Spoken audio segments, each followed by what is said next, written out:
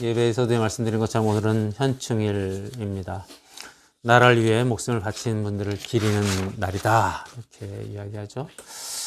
누군가가 자신의 삶을 그렇게 자신의 생명을 던지지 않았다면 아마 지금의 대한민국은 존재하지 않았을 겁니다. 단지 순국 선열을 기린다 이렇게 이야기하면 너무 피상적입니다. 좀 더 깊이 음미해보면 누군가가 자신의 생명을 던진 날입니다. 누구를 위하여? 나를 위하여, 우리를 위하여. 그 생명의 핏값으로, 그 생명의 값으로 지금 내가 살고 있구나 이렇게 생각한다면 현충일은 훨씬 더 단순히 휴일이라고 하는 그런 피상적인 날에 대한 인식, 거기를 머물러 있지 않을 겁니다. 나의 생명은 누군가의 목숨과 바꾼 날이다. 오늘 성경 본문도 이삭과 야곱과 요셉이라고 하는 이스라엘의 족장들의 죽음 앞에서 그들이 하고 있는 유언, 명령, 축복에 대한 것을 다룹니다. 근데 오늘 그 세 명의 족장들의 유언과 축복은 그 자녀들을 향해서 던져집니다.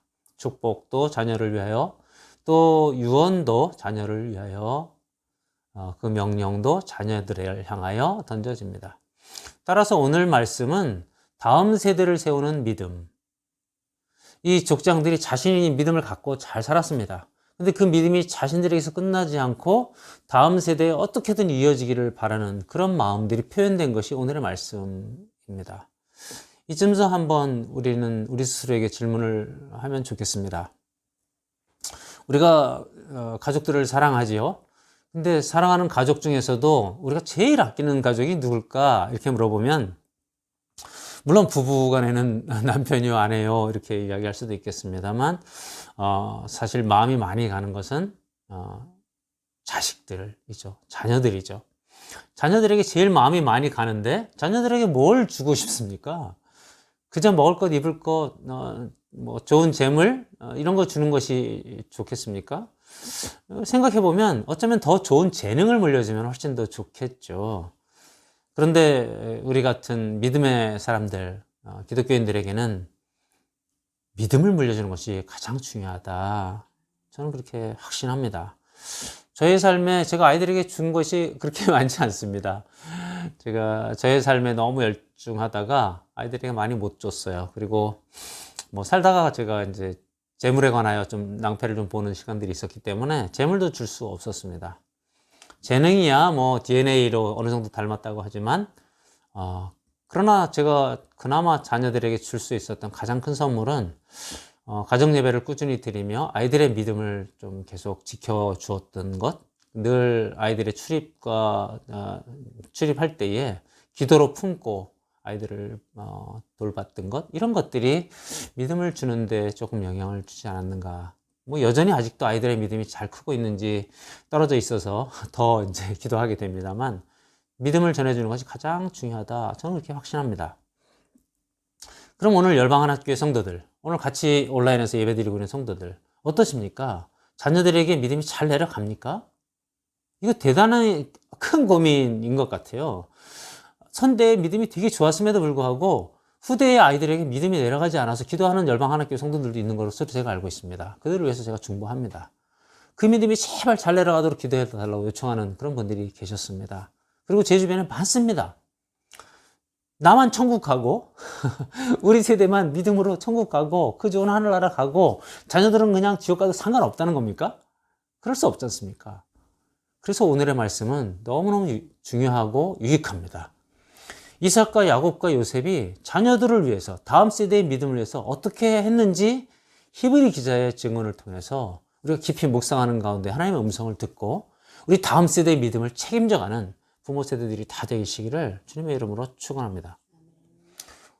오늘 말씀은 이 세 절이기 때문에 그냥 한 절씩 같이 이렇게 강해식으로 같이 따라가 보려고 합니다. 이 세 절 모두 믿음으로 이삭은, 믿음으로 야곱은, 믿음으로 요셉은. 그러니 이 믿음으로라고 하는 단어는 엄청 중요한 것이죠. 네. 이삭은 그의 삶에 어떻게 살았냐? 믿음으로 살았다. 그리고 지금 죽음을 목전에 두고 이런 말을 했다. 그러니까 그들은 사는 것과 죽는 것 전체를 통틀어서 믿음 안에 있었다라고 하는 표현입니다. 이삭도 요셉도. 그러니까 이 믿음으로 살았다라는 말은 대단히 중요하고, 우리가 이전, 전전 이렇게 쭉 계속 믿음은 무엇인가라고 했던 선언들을 기반으로 깔고 믿음으로 이들은 그렇게 살았을 뿐만 아니라 믿음으로 지금 마지막 유훈을 이렇게 남기고 있다. 믿음으로 이렇게 명령하고 있다. 믿음으로 이렇게 자녀들에게 축복하고 있다. 이렇게 해석하면 온당합니다. 이들은 그 믿음으로 몇 가지를 했습니다. 첫 번째는 축복했습니다. 두 번째는 이들이 축복하고 나서 그 뒤에 경배, 예배했다, 이런 표현이 있고요. 그 다음에는 말하고 명령했다. 크게는 세 가지, 뭐 더 펼쳐보면 네 개, 이렇게 생각을 해볼 수가 있습니다. 첫 번째 이삭을 좀 보겠습니다. 22절에 믿음으로 이삭은 장차 올 일에 대하여 야곱과 에서에게 축복하였다. 이 문장을 다시 한번 읽어드리겠습니다. 믿음으로 이삭은 장차 올 일에 관하여, 장차 이제 접하게 될 이런 일에 관하여 야곱과 에서를 축복하였다. 여기서 이상한 거 혹시 발견하십니까? 원래 질문은 사람을 당황스럽게 하죠. 야곱과 에서 순서가 어떻게 됐습니까? 차남을 먼저 부르고 장남을 나중에 부릅니다. 근데 우리가 잘 알고 있듯이 창세기 27장에서 이 야곱이 에서의 장자권을 탈취할 뿐만 아니라 축복마저도 탈취하는 사건이 기록되어 있습니다. 그래서 차남이 장자권을 가지고 아버지 이삭의 축복을 받습니다. 이 사건은 사실 많은 사람들이 왜 이렇게 했을까, 이런 생각을 하게 만드는 말씀이지요. 여러분은 어떻게 생각하십니까? 장자가 축복을 받는 게 맞습니까? 차자가 축복을 받는 게 맞습니까? 우리들의 일반적 상식 속에서는 장자가 받는 게 맞지요 라고 이야기합니다. 그리고 차자가 이거 야곱이 사기쳐서 받은 거잖아요. 그래서 야곱은 나쁜 사람이에요.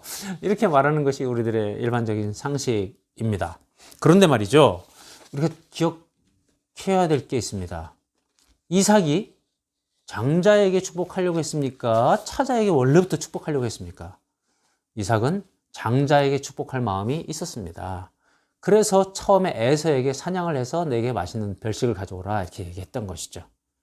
이 모든 사건은 사실 리브가의 어쩌면 속임수, 좋게 말하면 전략에 의해서 장자와 차자가 바뀐 사건입니다. 근데 이 말씀에는 리브가가 그냥 나쁜 여자여서, 나쁜 아내여서 이렇게 한 게 아니고요. 창세기 25장에 보면 리브가가 잉태하고 태중에서, 복중에서 야곱과 에서가 싸우는 것을 리브가가 느낍니다. 이때 리브가가 하나님께 기도합니다. 여호와께 기도하러 나가서 여쭙니다. 어찌할꼬? 그렇게 기도합니다. 25장 22절에. 그러니까 하나님이 그렇게 말씀해 주세요. 큰 자가 작은 자를 섬기리라. 하나님이 주신 말씀에 근거해서 리브가는 이렇게 행동했던 것입니다. 어쩌면 여러분 잘 아듯이 그 태몽에 관하여 혼자만 꿈을 꾸고 그것을 남편에게 말하지 않는 그런 아내가 어디 있겠습니까? 그러니까 리브가는 분명히 이 이야기를 이삭에게도 했으리라 짐작되어집니다. 따라서 이삭도 이 이야기를 알고 있었어요. 태중에 싸웠고 여호와 하나님께서 큰 자가 작은 자를 섬기리라, 이런 태몽이 있었다. 근데 이삭은 여전히 유대인의 그 문화적, 관습적, 사회적 그것을 따라서 장자에게 축복을 하려고 했습니다. 그런데 그 다음에 무슨 일이 벌어져요? 야곱의 팔에다가 털을 씌우고, 그리고 에서 대신 야곱이 이삭의 앞에 나갑니다. 성경은 야곱이 이제 죽을 때가 가까웠기 때문에 눈이 어두웠다, 이렇게 표현하죠. 그럼에도 불구하고 이삭은 장자에게 주기 위한 여러 가지 조치들을 합니다. 팔을 만져보면서 팔은 에서 장자의 팔이로되 너에게서 야곱의 음성이 들린다. 어떻게 이렇게 빨리 사냥을 해올 수가 있었냐, 이러면서 계속 이삭은 검증 작업을 합니다. 그러면서 너의 향취는 여호와께 복을 받은 밭의 향기가 난다, 이런 얘기를 막 해요. 그럼에도 불구하고 결국 이삭은 야곱을 축복하는 것으로 마음을 먹습니다. 사실 그 말씀이 27절에 이렇게 나오는 거예요. 내 아들의 향취는 여호와께 복 주신 밭의 향취로다. 에서는 사냥꾼이에요. 그러니까 짐승 냄새가 나야 돼요. 근데 지금 밭의 향기가 난다 이런 얘기는 야곱의 향기가 난다는 것을 알면서 축복한다 이런 표현입니다. 그래서 이제 그 야곱과 에서가 바뀌는 사건은 이렇게 놀라운 하나님의 섭리하심이 계속 작동했다. 인간의 단순한 속임이 아니다. 라고 우리는 받아들여야 합니다. 이삭도 그렇게 받아들인 겁니다. 그리고 이제 축복을 하는 내용이 전개됩니다. 축복의 내용은 크게 두 가지입니다. 하나는 풍요에 대한 축복이며 하나는 다스림에 대한 축복입니다. 풍요에 대한 축복은 너무나 아름다운 시죠. 하늘의 이슬과 땅의 기름짐이며 풍부한 곡식과 포도주 이렇게 말하는 아주 기가 막힌 이 말씀이 주어지죠. 하늘의 이슬, 하늘에서 비가 내리는 그것들, 그 다음에 땅의 이 기름진 양분들 이렇게 해서 막 풍성한 곡식과 포도주가 나는 풍요에 대한 약속을 하나님이 주셨다. 그걸 기도하는 거죠. 그리고 두 번째 다스림에 대한 것은 만민이 너를 섬길 것이고 열국이 너한테 굴복할 것이고 심지어는 네 형제들, 네 형제 그 에서가 너에게 너를 섬기게 될 것이다. 이런 이제 축복을 하는 것이죠. 에서에 대한 축복은 그 반대가 나옵니다. 40절에 이렇게 표현합니다. 에서에 대한 축복입니다. 너는 칼을 믿고 생활하겠고 네 아우를 섬길 것이며 아우를 섬길 거라고 에서에게 말합니다. 이때 에서가 얼마나 화가 났는지 결국은 아버지가 돌아가시면 내가 너를 죽이리라 하는 근거가 되는 것이 이 축복의 메시지들이죠. 여기에 잘 좀 깊이 보면 야곱은 하나님이 하늘의 이슬과 땅의 기름짐으로 풍성한 곡식과 포도주를 준다 이렇게 표현되어 있습니다. 근데 에서는 뭐라고 되어 있어요? 너는 칼을 믿고 생활하겠고 네 능력으로 네가 싸워서 전투에서 먹고 살겠고 그렇게 표현된 거예요. 야곱은 하나님의 은총으로 살아갑니다. 하나님의 은혜로 살아갑니다. 에서는 자신의 능력으로 살아갑니다. 이게 축복의 큰 차이였습니다. 이런 역전된 축복의 의미는 과연 어떻게 해석해야 될까요? 사회적 관습과 문화적 관습과 사람들이 이렇게 해왔던 장자가 상속권이 있다라고 하는 것에 대한 일반적인 사람들의 통념, 그것과 하나님의 축복은 상관없다. 우리는 일반적으로 장자가 많이 받아야 되지라는 통념을 가지고 있고 그게 자격으로 생각합니다. 그런데 하나님은 자격으로 축복을 주시는 것이 아니라 은총으로 축복을 주십니다. 야곱의 축복은 21절에 이렇게 기록되어 있습니다. 믿음으로 야곱은 죽을 때에 요셉의 각 아들에게 축복하고 그 지팡이 머리에 의지하여 경배하였으며 야곱의 축복은 두 가지 사건을 기술합니다. 오늘 21절에서 첫 번째는 죽을 때에 요셉의 각 아들에게 축복하고 그리고 그 지팡이 머리에 의지하여 경배하였으며 이건 무슨 말입니까? 근데 여러분 여기서도 이상한 점을 발견하셔야 됩니다. 야곱은 자기가 죽을 때에 축복을 합니다. 아까 이삭은 그 두 아들 에서와 야곱을 축복했습니다. 그러면 야곱은 누굴 축복해야 됩니까? 12아들.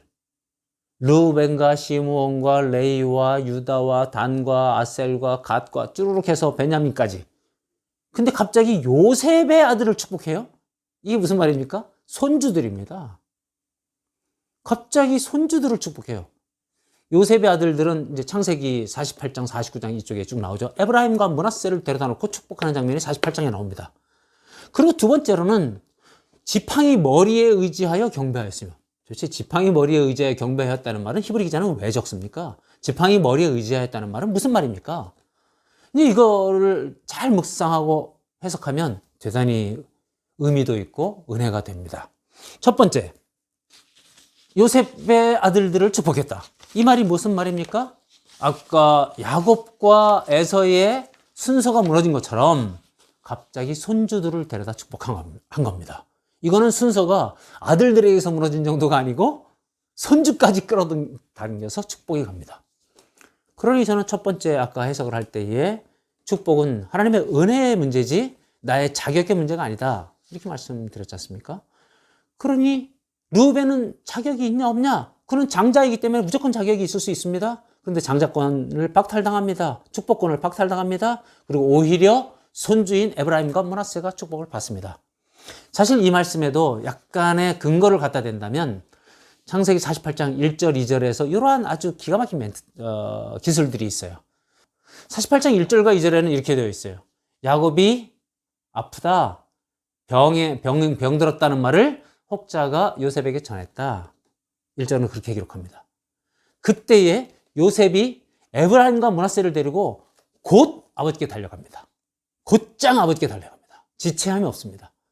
그러자 누워있던 야곱이 힘을 내서 침상에서 일어납니다. 누워있던 야곱을 기쁘게 했어요. 그래서 그 축복이 에브라임과 므낫세에게 합당하게 갔다. 이렇게 기자는 말하고 있는 것으로 저에게는 해석되었습니다. 그리고 야곱이 그렇게 말해요. 이들은 이제부터 요셉 내 아들이 아니고 내 것이다. 입양한 거예요. 그래서 나중에 이스라엘 12지파가 새로이 편성됩니다. 원래 12명이 아니라 레위가 빠지고 요셉이 빠지면서 에브라임과 므낫세가 들어간 12명으로 바뀝니다. 어쨌든 그리고 나서 49장이 참 희한한 기록을 합니다. 49장이 총 33절로 이루어져 있어요. 근데 22절, 그 중에 28절, 그 중에 28절을 야곱이 축복하는 내용으로 가득 채웁니다. 그것을 몇 구절만 제가 좀 줄여서 읽어드리겠습니다. 49장 3절. 르우벤아, 너는 내 장자요, 내 능력이요, 내 기력의 시작이라. 위강이 초등하고 권능이 탁월하다마는 물에 끓음 같았은즉 너는 탁월치 못하리니 내가 아비의 침상에 올라 더럽혔습니다. 8절 유다에 대한 이야기입니다. 너는 형제의 찬송이 될지라. 내 손이 원수의 몽을 잡을 것이요 내 아버지 아들들, 그러니까 형제들이죠. 형제들이 내 앞에 절하리로다. 그러면서 그 유다에 대해서 뭐라고 표현해요? 너는 사자 새끼다. 사자 새끼로다. 이렇게 표현합니다.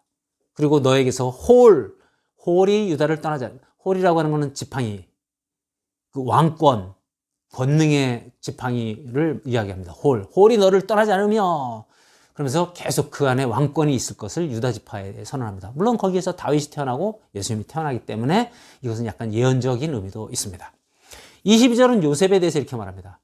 요셉은 무성한 가지, 곧 샘 곁에 무성한 가지라. 그 가지가 담을 넘었도다. 요셉의 활이 건강하며 그의 팔이 힘이 있으니 야곱의 전능자의 손을 힘입음이라. 이렇게 12지파에 대해서 하나하나 설명을 합니다. 어떤 얘기는 짐승으로 비유를 하고 어떤 아이에게는 식물로 비유를 하고, 그리고 그들이 뭘 잘하는지 뭐가 문제인지를 다 한 명 한 명 기술하며 그들을 축복하고 예언합니다. 이게 무슨 의미입니까? 야곱은 그 평생 동안 자녀들을 관찰하고 지켜봤다는 의미입니다.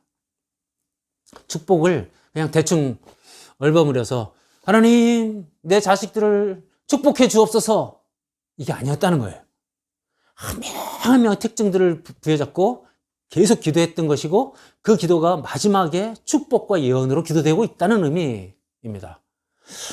저는 이 한 명 한 명의 이름을 부르고 그 특징들을 기술하고 그들의 그 특징에 맞게끔 기도하는 이 야곱을 보면서 다음 세대를 준비시키는 야곱을 봅니다. 다음 세대를 그냥 대충 키우지 않았다는 거예요. 정확한 초점을 가지고 키웠다는 것이고, 그 정확한 초점을 가지고 다음 세대를 세우고 있는 야곱을 봅니다. 그는 관찰력도 뛰어났습니다. 그만큼 자식에 대한 애정과 사랑이 컸다는 것입니다. 평생 동안 관찰했던 그것으로 결론을 맺고 그 결론에 맞도록 축복합니다. 그 아비의 간절함, 이들이 믿음 안에서 자랐으면 좋겠다는 아비의 간절함이 저한테는 전해집니다. 저는 이 아비의 간절함이 이 믿음의 자식들이 어떻게 크는지에 직접적인 영향을 준다고 저는 믿습니다. 따라서 우리가 어떻게 자식들을 키우고 있는지도 돌아봐야 한다고 생각합니다. 주변에 아까 말씀드린 것처럼 수없이 많은 부모님들이 본인의 믿음을 가지고 있어요. 근데 자식 댁에 가서 완전 미끄러져요. 대부분은 보면 좀 안 된 말씀입니다만 부모가 본이 안 됐어요. 형식적인 믿음을 가졌어요. 피성적인 믿음을 가졌어요. 그러니까 교회에서는 거룩한 척하고 성결한 척하지만 집에 와서는 다르게 살아요. 그러니 그 아이들이 결국은 알아요. 모를 것 같지요? 알아요. 그러니까 그 아이들이 떠나갑니다. 부모에게 질문합니다. 아이들은 커가면서 성장하면서 지적 고민을 하게 되니까 질문하도록 돼 있죠. 근데 그 질문을 부모가 해결 못 해줘요. 그러니까 떠나갑니다. 그러니까 부모가 평생 동안 믿음으로 살아야 합니다. 야곱처럼. 그리고 질문에 답해줘야 돼요. 왜냐하면 스스로가 답을 가지고 있어야만 답을 해줄 수 있잖아요. 준비되지 않으면 믿음은 내려가지 않습니다. 그리고 또 이 아이들 하나하나가 다 다르잖아요. 그러니까 그 다름에 맞춰서 내가 하나씩 양육해야 된다는 의미입니다. 자녀들은 왜 이럴까요? 묻지 마세요. 여러분이 알아야 돼요. 이 자녀가 왜 그럴까를 알아야 돼요. 진짜 이 피 뿌리는 심령으로. 우리 다음 세대를 위해서 내가 피 뿌려야 돼요. 눈물 뿌려야 돼요. 그래야 다음 세대를 살릴 수 있어요. 그런데 그냥 내가 너 대신 죽어줄게 이게 아니고요. 정말 지혜롭게 진짜 분별력을 가지고 제가 계속 이성을 강조하고 합리성을 강조하지 않습니까? 믿음은 그런 거예요. 그래서 내가 잘 정리되어 있고 자식에 대해서도 잘 정리되어 있을 때 믿음은 내려갈 확률이 있어요. 그 믿음조차 하나님은 은혜로 주시는 것이기 때문에 내가 제대로 안 했을 때 내려갈 확률은 사실은 적어요. 진짜 하나님이 특별 은총 주셔야 내려가겠죠. 내가 잘해도 하나님이 은총 주셔야 내려가는 거예요. 그러니 여러분, 부모의 책임 중에 가장 큰 책임이 저는 자식들에게 믿음 주는 거라고 아까 선언했습니다. 그런데 내가 지금 어떻게 하고 있냐 돌아보면 회개의 기도가 절로 나올 수밖에 없습니다. 하나님, 내가 잘못해서 우리 자식이 저렇게 믿음을 떠났어요. 하나님, 내가 잘못해서 내가 믿음을 못 내려보내고 있어요. 전도 딴 얘기 하지 마세요. 내 가족과 자식에게 못하는 전도를 다른 사람에게 할 수 없어요. 그러니 내 자식이 건너가고 있거들랑 나를 돌아봐야 합니다. 열매를 보아. 그 열매를 보아서 부모를 알 거라고 성경은 얘기하고 있는데 그 열매라는 것이 자식을 의미해요. 그러니까 자식들이 엇나가는 것을 가지고서 나랑 상관없다 이렇게 말할 수 없어요. 이게 야곱의 축복의 첫 번째 특징입니다. 너무너무 상세했던 축복. 두 번째는 그 지팡이 머리에 기대어서 지팡이 머리에 의지하여 경배하였다. 야곱의 축복에서는 그 참 독특한 표현을 하나 더 한 거예요. 야곱의 지팡이를 의지했다. 이게 이제 그 지팡이는 성경을 쭉 찾아보면 라브도스라고 하는 헬라어를 쓰고요. 그 뭐 이제 그 셰퍼드 목자들의 지팡이. 그래서 아로디, 랏이라는 표현을 쓰고 스태프, S-T-A-F-F, 스태프라는 단어를 쓰기도 합니다. 진짜 지팡이이기도 합니다. 그런데 그 지팡이가 의미하는 바가 아까 홀이라는 단어를 제가 잠깐 설명드렸잖아요. 권능, 하나님의 권능의 지팡이. 모세도 지팡이를 가지고 내밀고 기적을 일으키고 하잖아요. 권능의 지팡이입니다. 왕들은 짧은 지팡이를 가지고 있었어요. 그것 가지고 죽여라 살려라를 명령했단 말이죠. 그런 권능의 지팡이, 하나님의 지팡이. 또 여긴 돌보심이라는 의미도 있어요. 권능이라는 의미도 있지만 돌보심이라는 게 있어요. 시편 23장에 보면 여호와는 나의 목자시니 쭉 나가면서 지팡이와 막대기가, 주의 지팡이와 막대기가 나를 안위하시나이다. 그 지팡이, 그것은 나를 돌보시고 위기에서 건지는 지팡이. 이렇게 의미가 됩니다. 따라서 지금 이 야곱이 그 지팡이의 의지에서 경배했다는 말은 여호와의 권능에 의지해서, 여호와의 돌보심에 의지해서 경배 예배를 드렸다. 이런 말씀입니다. 근데 지금 야곱이 어떤 상태예요? 아픈 상태, 죽어가고 있는 상태. 자식들에게 축복을 하고 나서 바로 이어서 하나님께 경배하고 예배합니다. 그 아픈 몸을 이끌고. 창세기에서는 아파서 누워있다가 힘을 내서 일어나서 축복하고 그리고 경배, 침상머리에 기대서 예배드렸다. 이렇게 표현되어 있습니다. 침상에 기대서 예배드리고 죽어가는 야곱을 떠올리게 됩니다. 그의 마지막이 예배로 마칩니다. 그는 평생 믿음 가운데서 치열한 싸움을 해왔을 겁니다. 그러니 한순간 그는 예배드리지 않을 수 없었어요. 베델에서 단을 쌓고 가는 데마다 루스에서 단을 쌓고 계속 단을 쌓으면서 살았어요. 근데 마지막에는 침상에서도 단을 쌓고 죽습니다. 예배드리는 삶이 얼마나 중요한지를 말해주며 사라진 야곱. 숨을 거두기 직전까지 예배드린 야곱. 철저한 예배자의 삶을 살았던 야곱. 나에게는 오직 주님밖에 없습니다를 고백하는 족장 야곱. 오늘날 우리들의 예배는 어떻습니까? 어제도 어떤 분들과 교제하는 가운데 그런 말씀을 하셨어요. 온라인 예배를 많이 드리다 보니까 이거 예배가 너무 편해져서 오프라인이 되더라도 안 갈 것 같다는 느낌이 든다. 시간도 많고 좋다 이렇게 표현하시는데 저는 가슴이 좀 답답했습니다. 예배에 진짜 예배됨, 예배 가운데 하나님의 임재하심, 예배 가운데 들려질 하나님의 음성, 찬양 가운데 고백되어지는 우리들의 찬양. 저는 우리 찬양이 너무 좋아요. 찬양 35장 오늘 했던 480장 만나보자 그 천국문에서 만나자, 이런 거 예배 드릴 때마다 우리는 그 장면이 떠올라야 해요. 그래서 그 속에서 하나님의 음성이 들려야 돼요. 거기서 하나님의 모습이 보여야 돼요. 이런 예배를 드리고 있어요. 기도할 때에 기도 한마디 한마디가 그냥 같이 우리 성도들이 연합해서 드리는 기도로 하나님 앞에 한 걸음 한 걸음 뚜벅뚜벅 나가고 있는 기도가 돼야 된단 말이죠. 그리고 선포되지는 말씀 속에서 하나님의 음성이 들려야 돼요. 하나님이 너희가 지금 어떻게 예배 드리고 있느냐, 너희가 어떻게 자녀들을 돌보고 있느냐, 너희 믿음을 어떻게 보이고 있느냐, 그런 꾸중을 들어야 돼요. 정말 들어야 돼요. 그럼 하나님 앞에 어찌할꼬 회개하는, 그렇게 하나님과 소통이 되고 만남이 되어지는 그런 예배가 돼야 돼요. 그런 예배를 드리는 사람이 온라인에서 이 덤덤하게 방송에서 아주 덤덤하게 뿌려지는 예배가 만족이 되겠습니까? 그 예배가 예배로 느껴지겠습니까? 하나님의 임재가 느껴지겠습니까? 저는 그런 임재를 경험하고 있는 예배자로서 온라인 예배로는 턱없이 부족하다. 턱없이 부족하다. 제가 1년 몇 개월 동안 해보니 온라인 예배로는 턱없이 부족하다는 것을 저는 절감합니다. 그러니 우리의 예배를 다시 한번 돌아봤으면 좋겠습니다. 내가 진짜 하나님의 음성을 듣고 있느냐? 하나님의 임재를 경험하고 있는가? 하나님 앞에 내가 무릎 꿇고 나와 있는가? 그런 예배가 되지 않으면 우리는 예배드리고 있지 않습니다. 우리는 예배자가 아닙니다. 예배에서 성공하셔야 됩니다. 예배가 온전히 회복된다는 것, 오프라인으로 돌아간다는 의미가 아닙니다. 오프라인 돌아갈 뿐만 아니라 그곳에서 하나님의 임재를 확실히 경험해야 되는 것이죠. 그렇지 않으면 예배는 회복된 것이 아닙니다. 심지어는 목사님들 중에서도 예배를 소홀히 여기는 분들이 많습니다. 예배를 도저히 그냥 아무 때나 해도 되고 안 되는 걸로 치부하는 목회자들이 지금 너무 많아요. 이렇게 해도 되고 저렇게 해도 된다고 치부하는 목사들이 너무 많아요. 이래서는 한국교회는 회복이 안 됩니다. 저는 이 야곱의 이 21절에서의 축복에 바로 이은 경배하는 모습에서 우리의 예배를 회복하라 하는, 예배를 온전히 드려라 하는 하나님의 음성을 제가 듣습니다. 마지막 요셉의 명령입니다. 요셉은 아주 멘트가 간단합니다.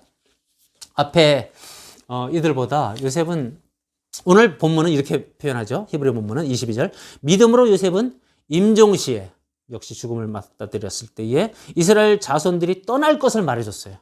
너희들이 떠나게 될 것이다. 애굽을 떠나게 될 것이다. 말해주고 또 자기 뼈를 위하여 명령했다. 히브리 기자는 이렇게 축약이 많아서 해석이 어려워요. 반드시 그래서 창세기로 돌아가 봐야 됩니다. 창세기 49장과 50장에 요셉이 하는 마지막 말이 이렇게 말하는 거예요. 요셉은 50장 22절에서 26절, 딱 요 4절, 5절에서 요셉의 말이 끝나요.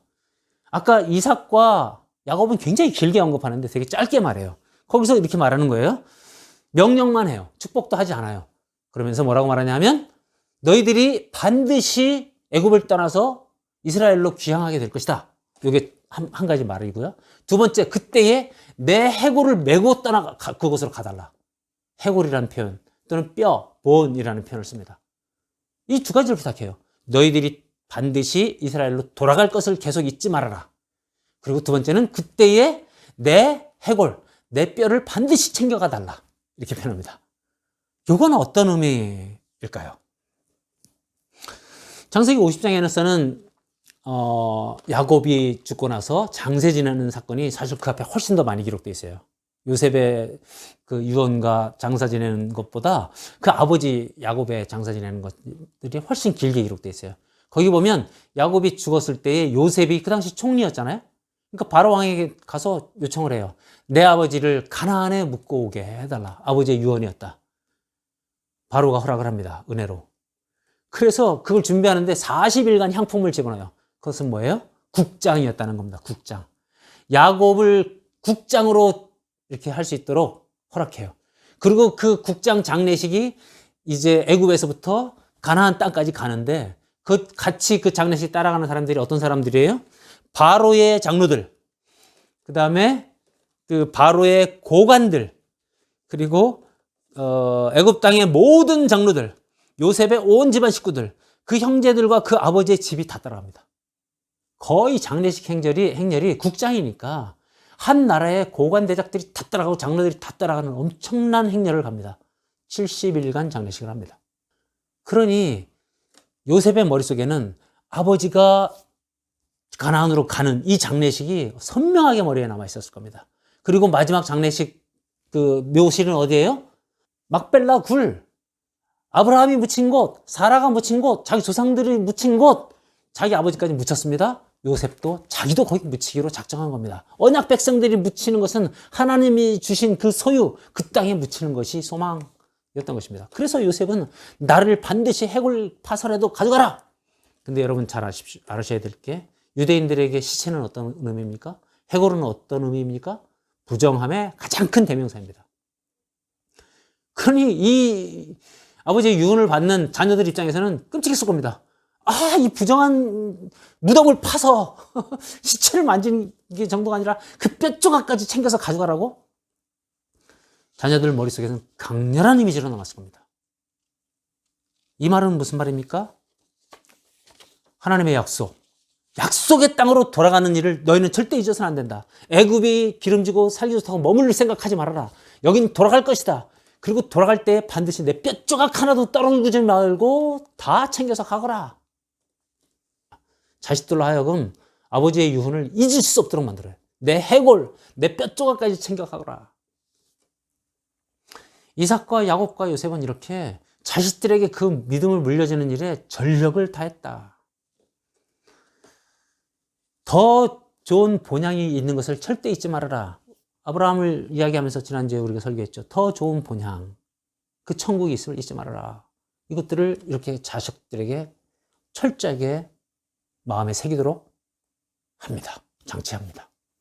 우리는 어떻습니까? 첫 번째는 우리가 그 더 나은 본향을 찾고 있느냐에 대한 질문이 필요한 것이죠. 그 천국에 대한 소망이 진짜 절절한가? 저는 지난주에도 고백했습니다만 절절합니다. 그러니 우리 아이들, 우리 가족들이 그곳에서 배제되는 것을 저는 견딜 수가 없어요. 아니, 자식이 그 부모에게 천국을 말하지 않는다. 아니, 형제들에게 천국을 말하지 않는다. 자기 자손에게 천국을 말하지 않는다면 도대체 누구한테 천국을 말하겠어요? 그러면서 무슨 전도한다고 얘기를 하겠어요? 내 안에 천국이 가득해가지고 천국을 말하지 않으면 견딜 수 없어서 하는 게 자연스러운 선교고 전도지. 전도하지 않는 죄를 그거 아니에요. 그러니까 자식에게 천국을 말할 수밖에 없습니다. 요셉은 그 자식에게 그 본향, 더 나은 본향을 말한 거예요. 아까 천국에서 만나보자. 그 1000만 성도들이 이렇게 환영의 박수를 치면서 팔 이렇게 내놓고 그 정금 같은 생명수가 흐르는 그곳을 말하지 않는다. 이건 이상한 거예요. 내가 가성비 좋은 레스토랑을 발견했는데 나 혼자만 알고 있겠다. 이건 나쁜 사람이죠.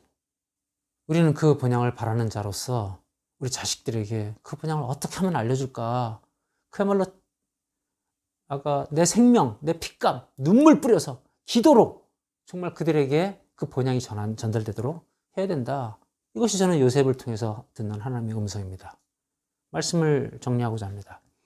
우리는 믿음의 족장 3명을 만났습니다. 이삭과 야곱과 요셉. 이들은 자신의 전력을 다해서 자신의 믿음을 후손들에게 전하려고 애썼던 모습들을 저는 묵상하며 선포했습니다. 우리들의 믿음이 여기서 멈추면 하나님의 나라는 줄어들 것입니다. 우리들의 믿음이 자손들에게 넘어가면 하나님의 나라는 확장될 겁니다. 그 나라가 이 땅에 임하게 하옵소서. 그 기도에 우리가 마땅히 해야 될 일이 바로 자식들에게 믿음을 전하는 것입니다.